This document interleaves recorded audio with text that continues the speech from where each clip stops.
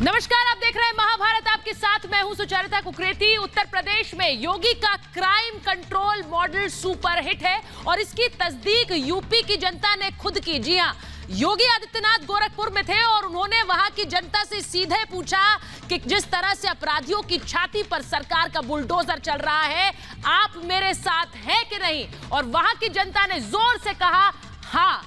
जहां एक तरफ योगी आदित्यनाथ अपनी ही काम की रिपोर्ट कार्ड सीधे जनता से ले रहे थे, वहीं दूसरी तरफ अपराधियों पर योगी का बुलडोजर लगातार उत्तर प्रदेश में चल रहा था और चल रहा है। और इसीलिए आज महाभारत में मैं सीधे सवाल पूछ रही हूं कि जिस बुलडोजर से अपराध पर शिकंजा कसा, वही बुलडोजर क्या 2022 की सड़क योगी आदित्यनाथ के लिए तैयार करेगा? इसी पर आज की महाभारत कर रही हूं। पहले ये रिपोर्ट देखिए।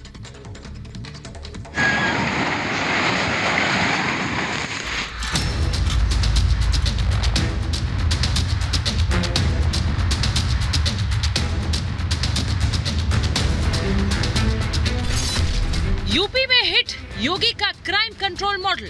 आज सरकार का बुलडोजर उनकी छाती पर चढ़ रहा है और उनकी अवैध कमाई को रौंदने का कार्य हो रहा है। योगी का डर, अपराधी करे सरेंडर। अतीक हो या मुख्तार, सब लाचार। योगी की हुंकार, जारी रहेगा बुलडोजर प्रहार। जिन्होंने गरीबों की संपत्ति को लूटा है, नोचा है, आज सरकार उसको अपने कब्जे में ले रही है और फिर उनको गरीबों में बांटने का काम भी कर रही है। बुलडोजर वाला इरादा सख्त, माफिया पस्त। ये यूपी में अपराध के खिलाफ योगी मॉडल है, जहां सरकारी बुलडोजर अपराध के अतिक्रमण को एक एक कर मिट्टी में मिला रहे हैं। जिन माफियाओं और अपराधियों की कभी यूपी में तूती बोलती थी, आज हर कोई योगी के क्राइम कंट्रोल मॉडल से कांप रहा है। अतीक अहमद हो या मुख्तार अंसारी, आज योगी के आगे हर गैंगस्टर लाचार दिखाई दे रहा है। अपराध पर लगाम लगाने वाले योगी के मॉडल से अपराधी डरे हुए हैं। आज सरकार का बुलडोजर उनकी छाती पर चढ़ रहा है और उनकी अवैध कमाई को रौंदने का कार्य हो रहा है। क्या आपको अच्छा लगता है? क्यों समर्थन करते हैं? माफिया के खिलाफ कार्रवाई ठीक है? सभी लोगों को पसंद है ना? अपराधियों में खौफ की ये तस्वीरें उत्तर प्रदेश के शामली की हैं। हवा में हाथ उठाए बदमाश कैराना कोतवाली पहुंचे। हत्या की कोशिश, लूट के कई मामलों में पुलिस को इनकी तलाश थी, लेकिन अब एनकाउंटर का डर सताया तो लोगों को डराने वाले खुद थाने पहुंच गए। अपराधी गिड़गिड़ा रहे हैं, अपने गुनाहों की माफी मांग रहे हैं। वहीं दूसरी तरफ योगी का हंटर जारी। देवरिया में इस बार ऑपरेशन क्लीन के तहत गैंगस्टर चंद्रशेखर पर योगी स्ट्राइक हुई। चंद्रशेखर यादव पुत्र श्याम बिहारी यादव, निवासी मेहड़ा पुरवा। चंद्रशेखर यादव के श्याम पैलेस पर पुलिस प्रशासन ने धावा बोल दिया और करोड़ों की संपत्ति को सील कर दिया। चंद्रशेखर यादव पर लूट सहित कई मामले दर्ज हैं। 2 दिन पहले ही बीएसपी के पूर्व सांसद दाऊद अहमद की बिल्डिंग को जमींदोज किया गया। इस बीच गोरखपुर में योगी आदित्यनाथ ने एक बार फिर हुंकार भरी। जितने उपद्रवी तत्व हैं, जिन्होंने गरीबों की संपत्ति को लूटा है, नोचा है, आज सरकार उसको अपने कब्जे में ले रही है और फिर उनको गरीबों में बांटने का काम भी कर रही है। आज सरकार का बुलडोजर कैसे चलता आप देख रहे होंगे। बड़े बड़े माफियाओं के ऊपर, ये माफिया कभी व्यापारियों के ऊपर अपने गुंडों से वसूली करवाते थे। आज सरकार का बुलडोजर उनकी छाती पर चढ़ रहा है और उनकी अवैध कमाई को रौंदने का कार्य हो रहा है। योगी की हुंकार कह रही है कि यूपी में गुंडों और माफियाओं का संपूर्ण संहार होकर रहेगा।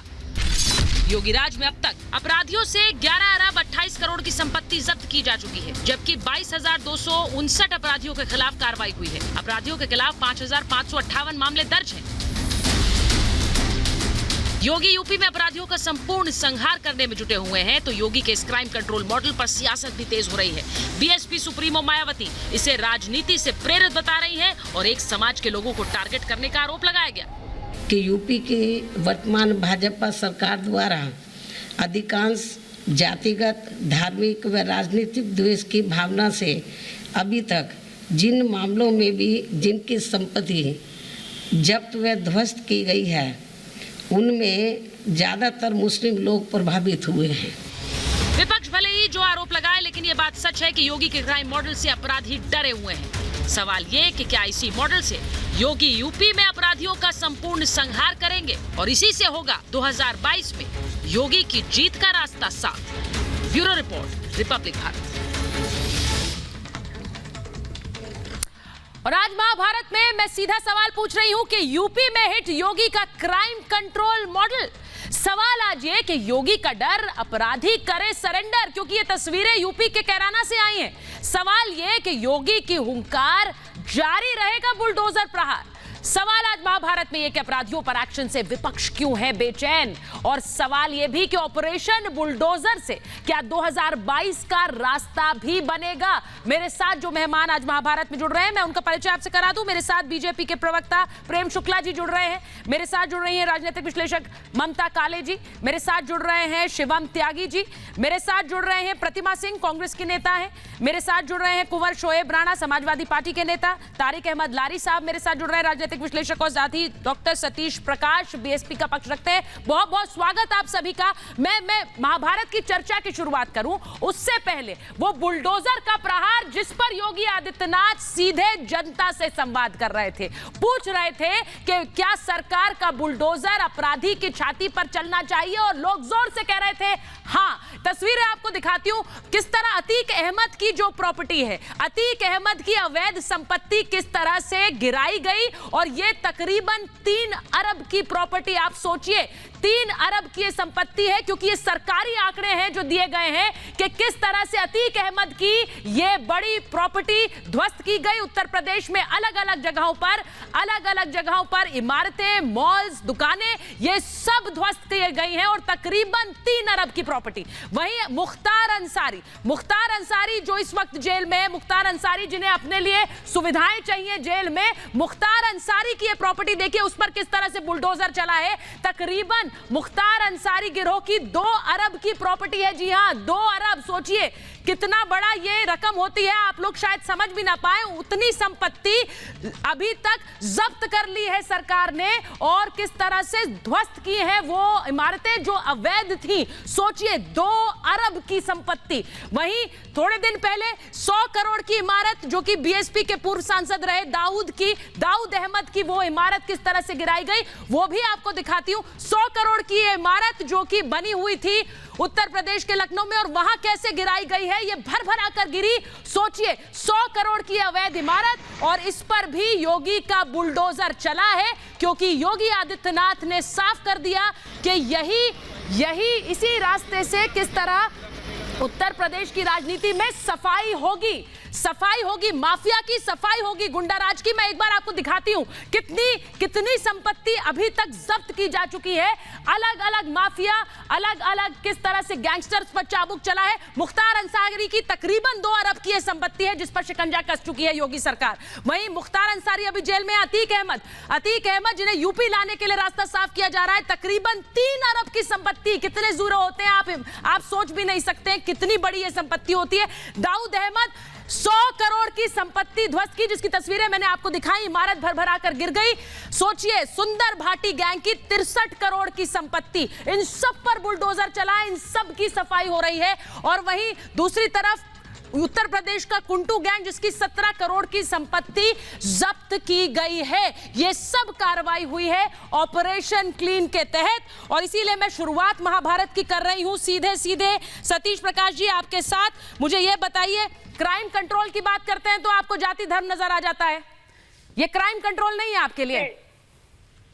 नहीं, देखिए सुचारिता जी, अगर योगी जी ने कहा कि तमाम अपराधियों का उन्होंने जो जेल से बाहर थे उनका एनकाउंटर कर दिया और बाकी लोगों को आपने जेल में भेज दिया, उसके बावजूद भी अगर उत्तर प्रदेश में क्राइम कंट्रोल नहीं हो पा रहा, ये मान लीजिए आप इसको, आप जो अपराधी है अपराधी के साथ अपराधियों जैसा ही सलूक कीजिए, लेकिन अगर आप अपराधी की जाति धर्म देख करके कार्रवाई करेंगे। सर जाति धर्म कौन देख रहा है सतीश जी? मैंने यही तो कहा, ये आपके लिए अपराधी नहीं है। मैंने आपको तस्वीरें दिखाई, सर मुझे बता दीजिए इनमें से कौन आपके लिए अपराधी नहीं है, फिर मैं आगे प्रेम शुक्ला जी से पूछूं कि क्यों अपराधी नहीं है तब भी आप कार्रवाई कर रहे हैं।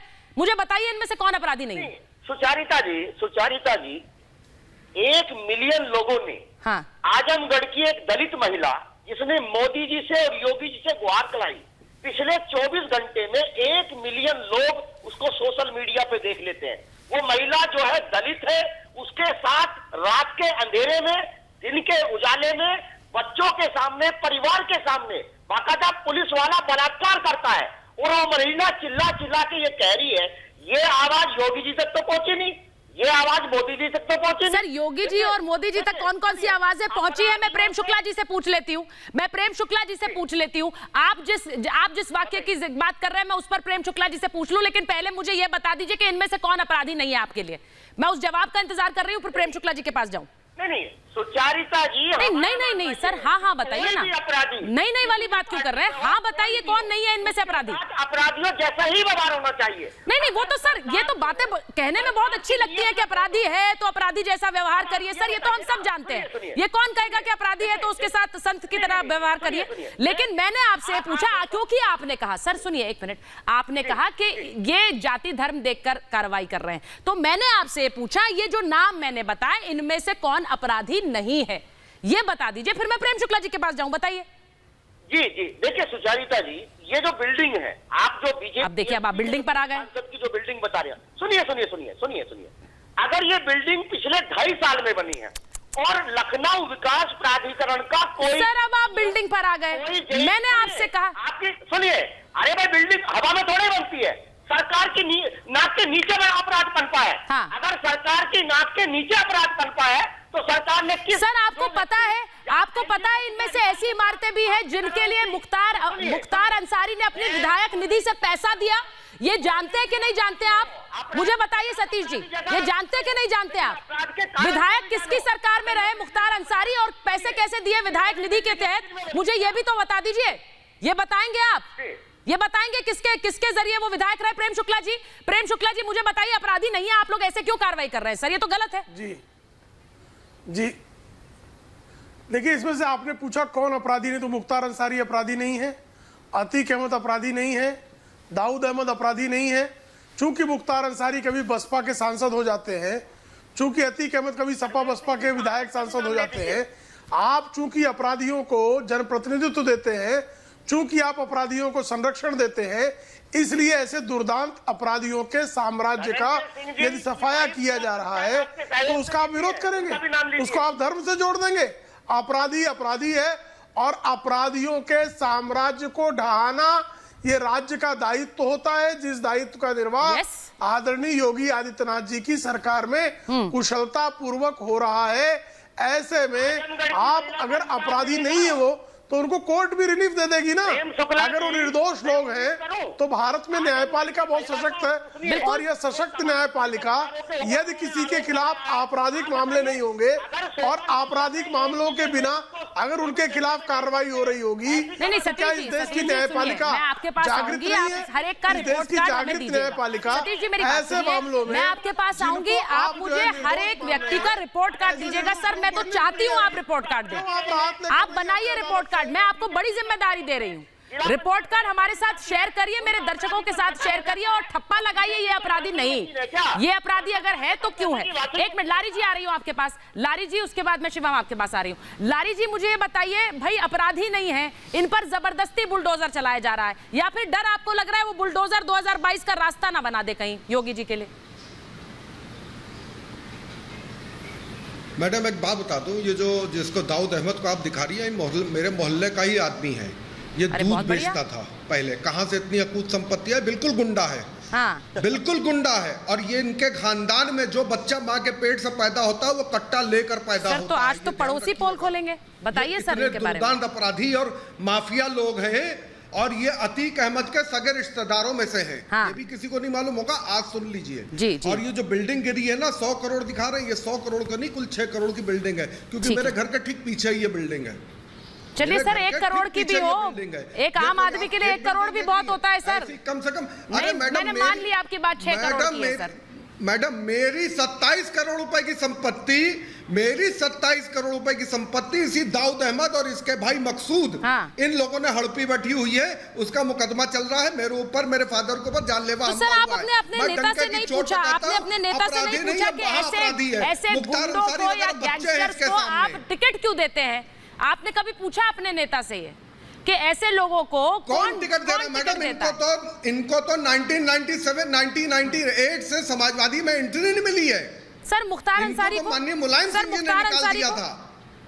मुख्तार अंसारी और अतीक अहमद को आप पहले ये देखिए सर, मुख्तार अंसारी और अतीक अहमद बात कर रही हैं, आप मुख्तार अंसारी की बात कर रही हैं। मैं कह रहा हूं मुख्तार अंसारी का बाप ये दाऊद अहमद है। मुख्तार सर आप तो बड़ी पोल खोल रहे हैं, आप तो और बड़ी पोल खेल रहे हैं। आप तो यूपी, मैं वही तो कह रही हूँ, आज पड़ोसी पोल खोलेंगे तो बहुत बड़ी बड़ी पोल खुल जाएंगी। लेकिन मुझे ये बताइए,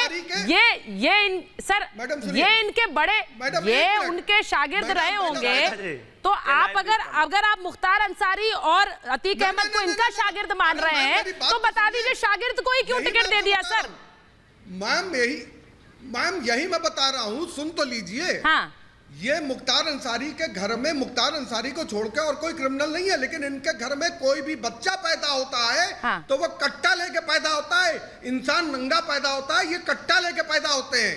ये उस खानदान के हैं, ये क्रिमिनल माइंडेड, क्रिमिनली बायोलॉजिकली। तो सर मुझे ये बताइए कि इन पर आपकी सरकार जब इससे पिछली सरकार थी तो क्या कार्रवाई की, वही तो मैं आपसे पूछ रही हूँ। आप तो इतनी पोल खोल रहे हैं, तो आप इन्हें खानदानी रूप से जानते हैं, बचपन से जानते हैं। जब ये सब जानते हैं तो आपकी सरकार ने कार्रवाई क्या की? मैं तो यही हैरान हूँ। शिवम जल्दी, शिवम बोलिए, क्यों कार्रवाई के लिए इंतजार कर रहे थे? योगी जी आएंगे, बुलडोजर चलाएंगे। सुचारिता जी, सुचारिता जी, मैं तारिक भाई अब मुझे बोलने का मौका दीजिए। एक मिनट शिवम बोलेंगे। तारिक सोच रहा हूँ कि चाहे प्रेम शुक्ला जी हो, चाहे तारिक भाई रुक जाइए। सुचारिता जी, सुचारिता जी, मैं तो ये सोच रहा हूँ कि यहाँ मैं हुआ या प्रेम शुक्ला जी हुए, पूरा जीवन एक एक कुर्ते में बीत जाता है। ये 27 करोड़ की प्रॉपर्टी है, इनकी कब्जा ली गई है। समाजवादी में चल क्या रहा है? समाजवादी के नेता ही बैठकर बता रहे हैं कि जो पुराने हमारे नेता थे उन्होंने मेरी प्रॉपर्टी कब्जा ली, तो ये तो इनका मॉडल था। तारिक भाई अब सुनेंगे आप प्लीज? नहीं आप सुनेंगे, बड़ा अनइंटरप्टेड सुना मैंने आपको। और दूसरी बात ये है, आपके पास आऊंगी, मुझे तो ये समझ में नहीं आ रहा, गलती से गैंगस्टरों को सतीश जी को रिपोर्ट कार्ड बनाने के लिए बोल दिया। आप तो एक्सपर्ट लग रहे हैं, आप तो बचपन से पोल खोल रहे हैं। आपके पास आऊंगी, पहले शिवम को बात कंप्लीट करने दीजिए। सुचारिता जी, जी मैं तो ये कहता हूं, चाहे अतीक अहमद हो, चाहे मुख्तार अंसारी हो, ददुआ हो, ठेकुआ हो, ऐसे माननीय लोगों, गैंगस्टरों को माननीय बनाने वाली समाजवादी पार्टी है। मैं तो ये सोच रहा हूं कि इनकी अरबों रुपए की प्रॉपर्टी जो आज तोड़ी जा रही है, जो सरकार की ही है या कब्जाई हुई है, तो ये इन्हीं के राज में तो कब्जाई गई है। इन लोगों ने ना उन पर कार्रवाई की, ना उनको कुछ किया, उल्टा उनको टिकट देके माननीय बना दिया। तारिक अहमद लारी जो बेचारे रोज लड़ते रहते हैं समाजवादी के लिए, उनकी भी जमीन दबा ली इन्होंने 27 करोड़ की। अब आप एक चीज बताइए, इनके जो बड़े नेता हैं, जो इनका जो शीर्ष नेतृत्व है, उनके दिल पर कितना सांप लेट रहा होगा। आज बहन जी को कितनी दिक्कत हो रही होगी, अखिलेश जी को कितनी दिक्कत हो रही होगी कि भाई हमने शोएब राणा जी के पास जाऊंगी, शोएब राणा जी के पास जाऊंगी, वो बताएंगे कि कितनी तकलीफ हुई कि नहीं। बड़ी बात है, उसके बाद ममता जी आपके पास आ रही। शोएब राणा जी, तकलीफ नहीं हुई आदित्यनाथ जी की सरकार की। शोएब राणा जी, ये जो तस्वीरें अभी आ रही, मैं एक बार वो तस्वीरें दिखा दीजिए जो हाथ ऊपर करके सरेंडर करने पहुंचे थे। जरा तस्वीरें दिखाइए शोएब राणा जी को कि किस तरह से वहां ये अपराधी हाथ ऊपर करके सरेंडर करने पहुंचे, क्योंकि इन्हें डर था कि इनके ऊपर कार्रवाई होगी, तो इन्होंने खुद जाकर पुलिस में सरेंडर किया। शोएब राणा जी, ऐसी तस्वीरें तो मैं चाहती हूं कि ये आती रहे और हर सरकार के सामने से आए, इस तरह का डर हो। आपके राज में आई ऐसी तस्वीरें?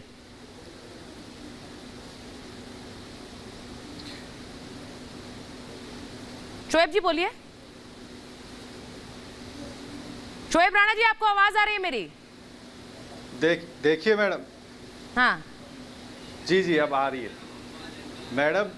देखिए, ये जो कार्रवाई की जा रही है, अगर अपराधियों के ऊपर ऐसी कार्रवाई होती रहेगी तो कहीं ना कहीं अपराधियों के ऊपर कंट्रोल रहेगा। इस बात से हम सहमत हैं कि अपराधियों के ऊपर कार्रवाई होनी चाहिए। लेकिन आजमगढ़ के पलिया गांव में जो दलितों के ऊपर, आजमगढ़ के अंदर जो पलिया गांव में दलितों के मकानों के ऊपर जो बुलडोजर चला है, और बेरोजगारी पे बुलडोजर चला है, महंगाई से गरीब किसान मजदूर शोएब राणा जी, जेब पे जो बुलडोजर चला है, अगर उसका जवाब बुलडोजर कौन चला देगा? है तो वो अपराधी के खिलाफ चला होगा, और अगर वो अपराधी नहीं है फिर चला है तो मैं पूछती हूँ प्रेम शुक्ला जी से क्यों चला है, क्योंकि आप बार बार जाति, मैंने यही कहा, धर्म जाति क्यों दिखाते हैं? अपराधी की कोई धर्म जाति नहीं होती है। मैंने तो पहली बात यही कही, अपराधी की कोई धर्म जाति होती है क्या शोएब राणा जी? दलित परिवारों के जो घरों पर बुलडोजर चला है वो किस कानून के तहत चला है, वो क्यों चला है? और वहाँ तमाम पार्टियों के, तमाम संगठन और तमाम पार्टियों के नेता वहाँ धरने पर बैठे हैं, सरकार उनकी बात सुनने को तैयार नहीं है। दिल्ली में 7 महीने से किसान धरने पर बैठे हैं, सरकार उनसे बात करने के लिए तैयार नहीं हो सकती। नहीं, आपके पास भी कुछ ऐसे बहुत सी लिस्ट होगी अपराधियों की जो आपके शासनकाल में राज कर रहे थे, उनके बारे में बता दीजिए। जैसे लारी साहब बता रहे हैं कि ये तो बचपन से ही गुंडे हैं, बहुत लोगों की संपत्ति दबा ली इन्होंने, आप भी बताइए कुछ ऐसे राज बताइए। उसके बाद मैं जाऊंगी ममता जी के बाद प्रेम शुक्ला जी, जिस वाक्य के बारे में वो पूछ रहे हैं उस पर जवाब देना चाहेंगे जी। नहीं, मैंने कहा कि कोई किसी भी निर्दोष व्यक्ति पर कार्रवाई संभव नहीं है। अगर किसी निर्दोष व्यक्ति पर कोई गलत कार्रवाई करेगा तो कार्रवाई करने वाला दंड का पात्र होगा। यह पारदर्शी और स्पष्ट प्रशासन की भूमिका है। अगर किसी भी प्रशासनिक अधिकारी ने किसी निर्दोष व्यक्ति पर कोई गलत कार्रवाई करेगा तो ऐसा प्रशासनिक अधिकारी दंड का पात्र होगा।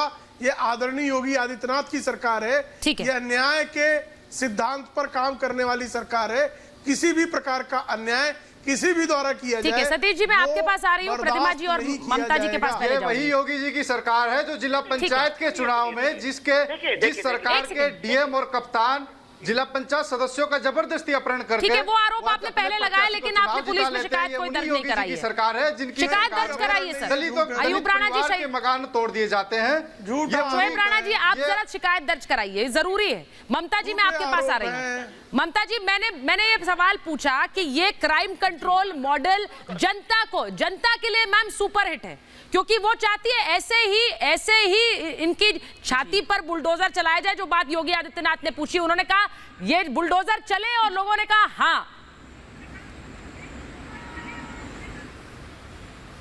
जी धन्यवाद सुचरिता जी। देखिए, ऐसा है कि उत्तर प्रदेश में माननीय योगी आदित्यनाथ जी की जो सरकार चल रही है उसे कहते हैं जनता के द्वारा जनता के लिए सरकार, और ऐसे होना चाहिए चुने हुए दबंग सिंघम एक मुख्यमंत्री का स्वरूप। अब देखिए, बुलडोजर वही है, सरकारी बुलडोजर, वो सपा बसपा के समय से चलता आ रहा है, लेकिन सिर्फ क्या हो गया है ना, उसका अब जो है काम, उसके जो रोल है वो बदल गया है, उसका कार्य बदल गया है। पहले वो बुलडोजर चलता था सामान्य नागरिक, गरीब लोगों के ऊपर, आम जनता के ऊपर, इन कुख्यात अपराधियों के द्वारा, लेकिन अब उसका रोल रिवर्स हो गया है, क्योंकि अब एक सच्चा कर्मयोगी मुख्यमंत्री वहां पर बैठे हुए हैं। अब वो बुलडोजर उन्हीं की छाती पर चल रहा है, उन्हीं के घरों को, बड़ी बड़ी बिल्डिंगों को जमींदोज कर रहा है, जिन्होंने आम जनता की और सरकारी खजाने लूट करके ये बिल्डिंग्स खड़ी करी थी।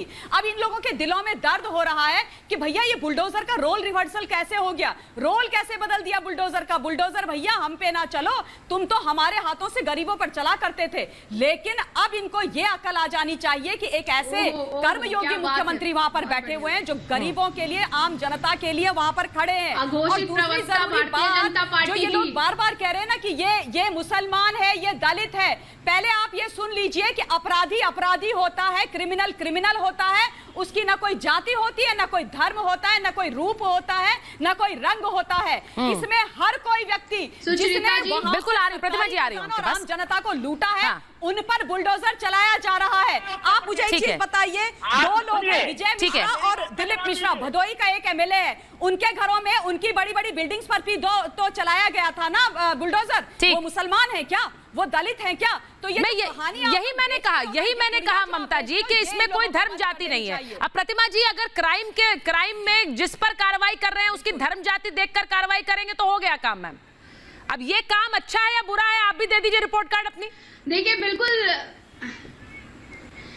नहीं, देखिए, मुझे रिपोर्ट कार्ड देने की किसी को आवश्यकता नहीं है, क्योंकि जनता जनार्दन है और जनता सब देख रही है। आप अगर कुख्यात अपराधियों के ऊपर कार्रवाई करेंगे तो ये स्वागत योग्य कदम है, ये हर व्यक्ति कहेगा, हर भारत का नागरिक कहेगा। पर मुझे समझ नहीं आ रहा है कौन कौन से अपराधियों के घरों में बुलडोजर चल रहे हैं, क्योंकि अगर मैं क्राइम रेट की बात करूं, एनसीआरबी की रिपोर्ट की बात करूं, तो वो रिपोर्ट साफ शब्दों में ये कह रही है कि उत्तर प्रदेश में 2017 के बाद से अब तक महिलाओं के प्रति अपराधों की संख्या में वृद्धि हुई है, और वो भी छोटी मोटी नहीं, 3% माफियाओं से मात्र 11 अरब 28 करोड़ और 23 लाख रुपए। अच्छा एक मिनट ममता जी, बात कंप्लीट करने दीजिए। ममता जी एक मिनट बात कंप्लीट करने दो। बेटा आप अपनी जेब में रखिए। किसके लिए नहीं इकट्ठे हुए हैं, मैं इससे बिल्कुल भी सरोकार नहीं रखती हूँ। मेरा ये मानना है कि जो गवर्नमेंट की खुद की एजेंसी की रिपोर्ट कहती है कि यूपी में क्राइम रेट बढ़ा है। मैम राजस्थान का क्राइम रेट पता है आपको? राजस्थान का क्राइम रेट पता है आपको? प्रतिमा जी सरकारी रिपोर्ट की बात करी ना आपने? मुझे 10 सेकंड दीजिए। बोलिए ना मैम, बोलिए 10 सेकंड, 15 सेकंड लीजिए। एक मिनट रुकिए। बोलिए। जिस भारतीय जनता पार्टी में 37% के उनके खुद के विधायकों के खिलाफ जघन्य आपराधिक मामले दर्ज हैं, और भारतीय जनता पार्टी उत्तर प्रदेश में जब चुनाव हुआ तो ऐसी सबसे पहली पार्टी थी जिसने अपराधियों को सबसे ज्यादा टिकट दिया था। सुन लीजिए, क्या बात करेंगे भाजपा की? आपके राहुल गांधी और सोनिया गांधी तो खुद बेल पे बाहर है। प्रतिमा, आपके राहुल गांधी और सोनिया गांधी खुद बेल पे बाहर है, उनकी बात करिए। अरे आपके चिल्लाने। एक सेकंड नहीं प्रतिमा जी इस तरह की भाषा नहीं। प्रतिमा जी इस तरह की भाषा नहीं मैम। प्रतिमा जी हम अपराधियों पर बात कर रहे हैं, गैंगस्टर्स पर बात कर रहे हैं। हमारी भाषा ऐसी हो कि वो एक दूरी बनी रहे मैम, वो दूरी बनी रहे। सभ्य और असभ्य लोगों में प्लीज शब्दों पर ध्यान दें मैम। मैंने इसीलिए ममता काले के वक्त में नहीं मैम, आप बोलिए अपना, आप अपनी बात बोलिए, लेकिन भाषा की मर्यादा याद रखें प्लीज। पार्टी में जिस भारतीय जनता पार्टी में 37% आपके विधायक, जो कि आपके 83 विधायक ऐसे हैं जिनके खिलाफ जघन्य आपराधिक मामले दर्ज है, वो क्या बात करेंगे गुंडाराज खत्म करने की? अच्छा प्रेम शुक्ला जी, ममता जी मैं आ रही हूँ आपके बाद। आप रिस्पॉन्ड करना चाहती है ममता जी? मैं उसके बाद पहले मैं प्रेम शुक्ला जी से पूछ लूं। अपने विधायकों के अगेंस्ट कार्रवाई कब करेंगे, इसका जवाब दीजिए। ठीक है चुन के अपराधियों के खिलाफ कार्रवाई कर रहे हैं, ये हमारा इसके खिलाफ नहीं होना है, ये दूसरे का इसके खिलाफ होना है। प्रतिमा जी अब मैं आपसे पूछ रही हूँ, लेकिन फिर सरकारी एजेंसी की रिपोर्ट क्यों कह रही है?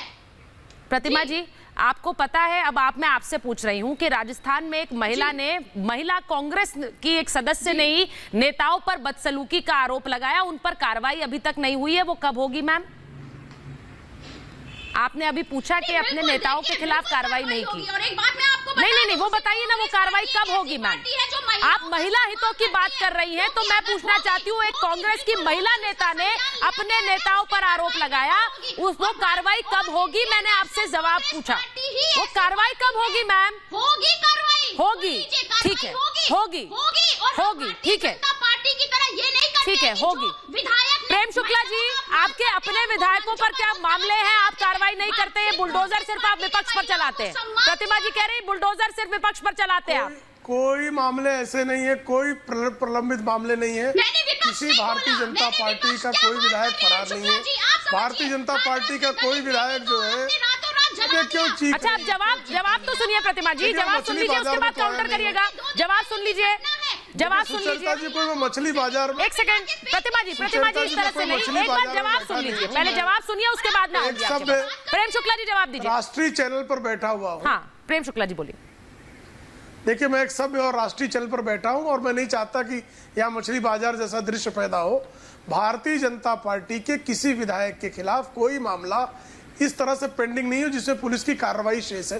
कोई मामला नहीं, अगर कोई मामला है तो ये स्पेशली रेखांकित करके बताएं, ऐसा कोई मामला नहीं। लेकिन जिस पार्टी की अध्यक्षा वो 420 की केस में विधायक फिर बीच में बोल रही है, 400 इनकी राष्ट्रीय अध्यक्षा श्रीमती सोनिया गांधी 420 की केस में बेल पर, राहुल गांधी 420 की केस में बेल पर, इनके ट्रेजरर थे वो 420 की केस में बेल पर, आधी कांग्रेस वर्किंग कमेटी जो है वो बेल पर।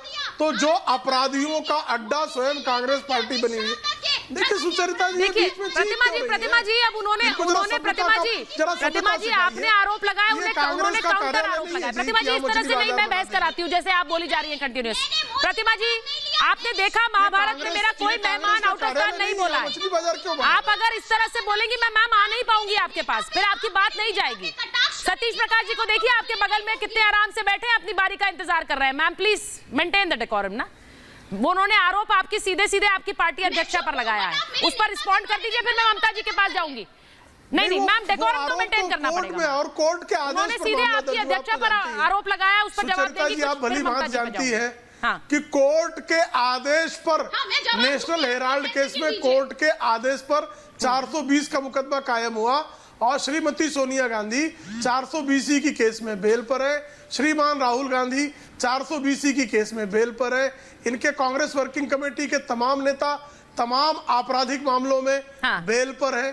तो जिस तरह से अपराधियों का अड्डा आपने कांग्रेस वर्किंग कमेटी को जल्दी जवाब दीजिए, फिर उस तरह से अपराध का जवाब देंगी, उसके बाद मैं जाऊंगी सतीश जी के पास। सतीश जी भारतीय जनता पार्टी के तो अमित शाह तड़ीपार थे, मोदी से लेकर अमित शाह से लेकर के कितने जघन्य अपराधों में केसेस दर्ज थे। जज लोया मैम आप कह रहे हैं केसेस दर्ज थे, आपकी अध्यक्षा तो केसेस दर्ज थे, केस दर्ज होना और दर्ज थे में फर्क होता है, फर्क होता है मैम फर्क है कि नहीं है?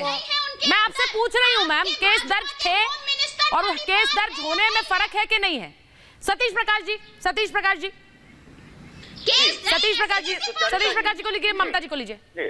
जी देखिए सुचारिता जी, एक चीज को आपको ध्यान रखना पड़ेगा कि बीजेपी के सरकार ने, उत्तर प्रदेश सरकार का ये कहना कि उनके बीजेपी के कार्यकर्ताओं के ऊपर जो आपराधिक मुकदमे हैं सरकार उसको वापस लेगी, अगर सरकार की ये नियत है तो यही वो वजह है। देखिए आज बीजेपी कहीं ना कहीं अपराधियों का सुरक्षित ठिकाना इसलिए है कि लोगों को ये उम्मीद है कि सरकार मुकदमे वापस लेगी। इस नियत के साथ अगर आप शासन चलाओगे तो आपके कहीं ना कहीं देखिए अपराध के ऊपर कुछ नहीं लगेगा। एक बात मैं और कहूंगा, एक बात ठीक है बोलिए सर। देखिए आर्थिक सुनिए आप बुलडोजर चलाइए, निश्चित रूप से किसी ने अवैध अगर संपत्ति लगाई है या कब्जा किया है, आर्थिक भ्रष्टाचार खत्म होना चाहिए। लेकिन यहां मैं एक बात जरूर कहूंगा कि आर्थिक भ्रष्टाचार से ज्यादा खतरनाक है सामाजिक भ्रष्टाचार। ठीक है, आजमगढ़ की जो घटना घटी है इसमें एक महिला के साथ अगर बलात्कार होता है, चाहे वो किसी भी वर्ग की हो, इत्तेफाक से वो दलित है, अगर वो गैर दलित भी होती, सरकार का ये नजरिया होना चाहिए। देखिए आर्थिक भ्रष्टाचार आदमी की जेब पे प्रहार करता है, लेकिन जो सामाजिक भ्रष्टाचार है वो आदमी के मन पे प्रहार करता है। अब मुझे सतीश जी आपने मुझे कहा कि इनकी नियत में कोई खोट है, इस कार्रवाई से लग रहा है नियत में कोई खोट है। मैंने आपसे शुरुआती सवाल ही यही पूछा, बुनियादी सवाल ही यही पूछा कि जो कार्रवाई हुई है उसमें कहां पर नियत में खोट आपको नजर आया? मुझे एक बार उदाहरण दे दीजिए जिससे मैं प्रेम शुक्ला जी से उसका जवाब ले पाऊं। कौन सा ऐसा संत है इनमें से जिस पर कार्रवाई की और गलत कर दिया? निश्चित देखिए अतीक अंसारी जी के ऊपर कार्रवाई आप नहीं कर रहे सर। अतीक अहमद और मुख्तार अंसारी सर आपने संधि कर दी दोनों की कार्रवाई। सुनिए अतीक अहमद, प्रेम शुक्ला जी है, हमारे बड़े भाई है और अतीक और अंसारी को बहुत अच्छे तरीके से जानते हैं। अतीक अंसारी का तमाम जो साम्राज्य है उसको ध्वस्त हमने किया। आप तो जो टूटी हुई बिल्डिंगों पर दोबारा बुलडोजर चला रहे हैं। कोई भी अपराधी हो, चाहे वो अतीक ये क्या बात कर रहे हैं? अरे भाई सतीश प्रकाश जी प्लीज, सतीश प्रकाश जी ये क्या बात कर रहे हैं आप ये कह रहे हैं कि आपने उन पर उनके साम्राज्य को पहले ही ध्वस्त कर दिया, लेकिन पार्टी का टिकट देते रहे आप उन्हें पार्टी में आने का न्योता देते रहे, साथ साथ में साम्राज्य ध्वस्त करते रहे। सर ये हास्यास्पद है, ये मत बोलिए। हमारे बड़े भाई बैठे हैं, हाँ। ये बात मालूम है, उत्तर प्रदेश की राजनीति को वो अच्छी तरीके से जानते हैं। इलाहाबाद की मुझे सर मुख्तार अंसारी को 2017 के चुनाव से पहले कौन सी पार्टियां अपनी पार्टी में लाने की कोशिश कर रही थी और किस तरह की साठगांठ चल रही थी सब जानते हैं। बताइए मुझे कौन सी पार्टियां? ममता जी जरा बताइए, ममता जी ने बताइए, इनकी याददाश्त कमजोर लग रही है मुझे। उसके ऊपर आप सवाल नहीं उठा सकते। हमने कुलदीप सेंगर की तरह साथ नहीं दिया। सुचरिता, बिल्कुल इनकी सुचरिता जी याददाश्त कमजोर है, क्योंकि इनको तो अतीक अहमद और मुख्तार अंसारी के नाम ही पूरी तरीके से पता नहीं है। पहली बात तो ये हो गई। दूसरा, सतीश भाई आप अपने गिरेबान में झांक करके देखिए और देखिए कि ये सारे के सारे जो माफिया हैं, गुंडे हैं, क्रिमिनल हैं, ये कहां से आए और कहां इनके जाने की तैयारियां चल रही थी। तीसरी जरूरी बात जो आप बोल रहे हो ना कि आर्थिक जो क्राइम होता है उसका आम जनता पर फर्क नहीं पड़ता है, बहुत गलत बात बोल गए आप। आर्थिक क्राइम जो हुआ है यूपी में वो जनता की जेबों से निकाल करके हुआ है। मुख्तार अंसारी जेल के अंदर रहते, ये नहीं होगा, ऐसे नहीं। सतीश जी उनकी बात सुनिए, उसके बाद काउंटर करिएगा। सर मैं आपके पास आऊंगी, एक बार उन्हें बोलने तो दीजिए। कोई भी जाति, आप भी बुलडोजर चलाए जा रहे हैं सर, बोलने नहीं दे रहे हैं। बोलने दीजिए उन्हें, नहीं उन्हें बोलने दीजिए। पहले मैंने उनको समय दिया, वो बोलेंगी, उसके बाद आप काउंटर करेंगे। बोलिए बोलिए ममता जी। इकरो कांड में ममता जी बोलिए। सतीश जी, पहली बात जो आर्थिक क्राइम होता है वो बहुत बड़ा क्राइम होता है और आम जनता की जेबों से वो क्राइम किया जाता है। मुख्तार अंसारी जेल में रह करके सारे के सारे जितने भी सरकारी टेंडर निकलते थे वो ले लिया करता था। क्या यह आर्थिक क्राइम जनता के खिलाफ नहीं है? क्या यह आर्थिक क्राइम देश के और उस प्रदेश के खिलाफत में नहीं जाता है? और एक छोटा सा 30 सेकंड में कांग्रेस की जो प्रवक्ता है उनको बोलना चाहती हूँ। ये कह रहे हैं कि भाजपा ने ये कर दिया, वो कर दिया, पता नहीं क्या क्या कर दिया, और इनके जहां पर सरकारें चलती रही थी वहां पर बड़ा क्राइम फ्री रहा है। मैं आपको हरियाणा की बात करा देती हूँ। हुड्डा जी जिस वक्त वहां पर थे उस वक्त जो क्रिमिनल होते थे, जो माफिया होते थे, उनके खिलाफ एफआईआर नहीं होती थी। वो तो जब आदरणीय खट्टर जी आए तब वहां पर एफआईआर होनी आरंभ हुई है हरियाणा के अंदर। तो आप हरियाणा की बात कीजिए, आप उत्तर प्रदेश की बात कीजिए, जहां पर भाजपा की सरकार है डंका के चोट पर माफियाओं और क्रिमिनल्स के खिलाफ अपना बुलडोजर चला रही है, काम कर रही है। आप राजस्थान में जाकर के देखिए क्या हालत हो रखी है, क्या छींचा लेदर मच रखी है। क्राइम अगेन विमेंस आप जाकर लारी जी उस वक्त मुझे ये प्रियंका वाड्रा और लारी जी अगर किसी ने मेरी संपत्ति पर कब्जा जमा लिया होता और कोई उस पर कार्रवाई कर रहा होता लारी जी, तो मैं तो तालियां पीटती, मैं वाहवाही करती। आपकी तो खुद की संपत्ति किसी ने चुरा ली, आपको तो वाहवाही करनी चाहिए योगी सरकार की कि उन पर कार्रवाई हो रही है। अब मैडम एक बात कह रहा हूँ, जो चीज कोर्ट में मौजूद होती है, कोर्ट में जिसका चल रहा होता है, जो सब जुडिस होती है, मैं मीडिया नहीं हूँ कि उस पर बैठ के जजमेंट दूं। पहली बात, वहाँ पे जजमेंट होगा। मेरे ऊपर गोली चली, मेरे फादर के ऊपर गोली चली, वो सब जजमेंट है, सब एफआईआर मौजूद है, सब जजमेंट होंगे। दूसरी बात ये रही, यहाँ जितने भी बैठे उनमें से कोई वकील नहीं है, वकील मैं हूँ। मैं आपको कानून बताता हूँ। जो ये दाऊद अहमद की बिल्डिंग गिरी है, वो बिल्डिंग गिरी है आर्कियोलॉजिकल विभाग के नियम के विपरीत बिल्डिंग बनाने पे। 200 मीटर की दूरी होनी चाहिए, 130 मीटर की दूरी थी, इसलिए ये बिल्डिंग गिरी। बिल्कुल सही बिल्डिंग गिरी। जो नियम है, नियम के विपरीत जो बनाएगा वो बिल्डिंग गिरेगी। लेकिन अब आप आइए मुख्तार अंसारी और उनको कि हमने दिया, तो मैडम याद करिएगा 2017 में परिवार में विवाद ही मुख्तार अंसारी को लेके हुआ था, जब अखिलेश जी ने कहा था मैं मुख्तार अंसारी और अतीक अहमद को टिकट नहीं दूंगा। सर जो जानकारी हमें दी गई थी वो ये कि किस तरह से रिवर बैंक कॉलोनी में ये अवैध निर्माण किया गया। सुन लीजिए, आप मुझे बता रहे हैं, आप सर वकील हो सकते हैं, लेकिन जानकारी तो आम नागरिक को भी हो सकती है, आम नागरिक को भी हो सकती है। और वो यही कहता है कि किस तरह अवैध निर्माण यहाँ चल रहा था। पुरातत्व विभाग ने यहाँ पर, बिल्कुल सही कह रहे हैं आप, लेकिन वो इलीगल था सर, और इलीगल कंस्ट्रक्शन को हटाने का काम मैंने यही कहा सर पहले भी किया जा सकता था। जिस तरह से जमीनें जमींदोज होती हमें देख रहे हैं, ये तो मैं देखना चाहती हूँ हर सरकार में, जहाँ कांग्रेस हो, जहाँ बीजेपी हो, जहाँ समाजवादी हो। शिवम बोलिए। मैडम ये बिल्डिंग का कार्य ही 2017 में चालू हुआ है। सुचरिता जी सबसे पहले तो मैं लारी भाई आप बोलने दीजिए प्लीज, आप इनको कहिए 10 लारी जी उन्हें बोलने दीजिए। लारी जी आपसे कुछ कहना चाह रहे हैं, सुन लीजिए जरा। लारी जी तो खुश हो, ये ना ये कार्रवाई हो रही है। बोलिए शिवम, बोलिए शिवम बोलिए। सुचरिता जी, हाँ सुचरिता जी मैं कहना चाहता हूं रिपब्लिक भारत के माध्यम से आदरणीय मुख्यमंत्री योगी आदित्यनाथ जी से गुजारिश करना चाहता हूं कि समाजवादी के जो प्रवक्ता तारिक अहमद लारी साहब हैं वो बहुत परेशान हैं। उन बेचारे की जमीन छुड़वाने में जितनी भी मदद की जा सकती हो कीजिए। इनके जो बड़े नेता हैं इन्होंने छोड़ दिया है, उन्होंने इनको और कहा है कि भाई देखिए हम तो जो गुंडे गैंगस्टर्स हैं उनकी तरफ रहेंगे, तो कृपया करके मेरी अपने आदरणीय मुख्यमंत्री जी से निवेदन है कि इनकी मदद कीजिए, क्योंकि हम तो 25 करोड़ की बात करते हैं, चाहे वो तारिक अहमद लारी हो चाहे शिवम त्यागी। गई। अब जाते हैं दूसरी बात पर, आने वाले समय में अगर यही हाल रहा, देखिए, अरे भाई सुनने तो दीजिए, बता दीजिए अगर समाज, तारिक भाई को धोती समेटी और लपेट लीजिए। सुचारिता जी इनको कहिए ना, ये नॉन स्टॉप क्यों चलते जाते हैं? तारिक भाई आपसे बेहतर आवाज है मेरी, मैं चिल्लाना नहीं चाहता, मैं सिर्फ इतना कहना चाहता हूं कि उत्तर प्रदेश में उत्तर प्रदेश के मुख्यमंत्री जी ने एक स्टैंडर्ड सेट किया है और दिखाया है कि अपराधी चाहे 50 करोड़ के हो, 500 करोड़ के हो, 1000 करोड़ के हो, चाहे वो मुख्यमंत्री के बड़े खास हो, चाहे वो मंत्री रहे हो, अगर उन्होंने गलत काम किया है तो आजम खां की तरह उनको जेल जाना पड़ेगा, चाहे वो कितने भी रसूख वाले हो। नहीं, वो मान कहाँ रहे हैं लारी साहब, मुझे बस जाते जाते एक बार, मेरे पास समय बिल्कुल नहीं है, बता दीजिए मुख्तार अंसारी और अतीक अहमद, ये मुख्तार अंसारी और अतीक अहमद सर, ये इन्होंने कोई गुनाह किया है कि नहीं किया है? इन पर जबरदस्ती कार्रवाई हो रही है, बस ये बता दीजिए सर, मेरे पास समय बिल्कुल नहीं है। कोई गुनाह किया भी है कि नहीं है?